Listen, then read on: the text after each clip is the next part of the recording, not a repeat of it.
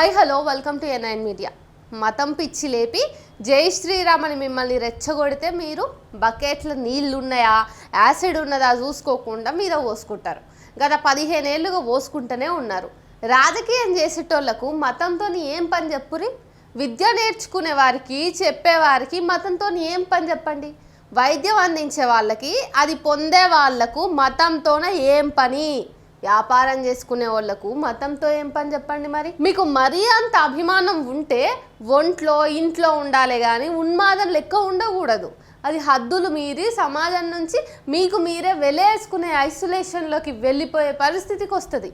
Kirana and fancy స్టోర్లు, book షాప్లు, medical షాప్లు, బేకరీలు, స్వీట్ షాప్లు, కూరగాయలు, బట్టల షాప్లు, ఎలక్ట్రిక్ షాప్లు, సెల్ ఫోన్ షాప్లు, మార్బుల్ అండ్ టైల్స్ షాప్లు, గిఫ్ట్ షాప్లు, హోటల్స్, సిమెంట్ అండ్ ఐరన్ షాపులు, పెయింటింగ్ షాపులు, కాంట్రాక్ట్లు, వాణిజ్య సముదాయాలు, రాజ్యసభ లోక్సభ ఎంపీలు, ఇట్లా ఒకటా రెండో మన రాష్ట్రంలో స్థానిక వ్యాపారులు నడుపుతున్న అన్ని వ్యాపారాలు కాలక్రమేణా ఆక్రమించుకుంటా మీ అవకాశాలను, సంపాదన, ఉపాధులు అన్నిటిని దొబ్బేస్తున్నారు. మిమ్మల్ని నార్త్ ఇండియాలో ఉన్న బడా పారిశ్రామికవేత్తలు మీకు జై శ్రీరామ్ స్లోగన్ ఇచ్చి మీ వ్యాపారాలలో వాళ్ళు దిగిపోయి మీకు అడ్డంగా దంచి పాడేస్తున్నారు.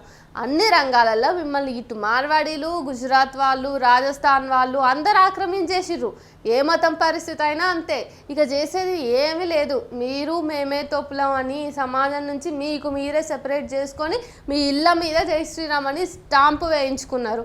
చివరికి మీకు అదే మిగులుతుందిలే, ఆనందించండి. ఎందుకంటే రేపటి నాడు మతం, మీరు ఏ మతానికైతే వంగి వంగి సలాంలు పెడుతున్నారో ఆ మతం పేరు చెప్పుకునే ఈరోజు గుజరాతోడు మీ ఇంటి కాడికి వచ్చి మీ ఇంటి మీద కూర్చున్నాడు. ఆ తర్వాత మీకు మిగిలేదంతా జై శ్రీరామ్ నినాదం తప్ప కడుపుకింత బువ్వ కూడా ఉండదు.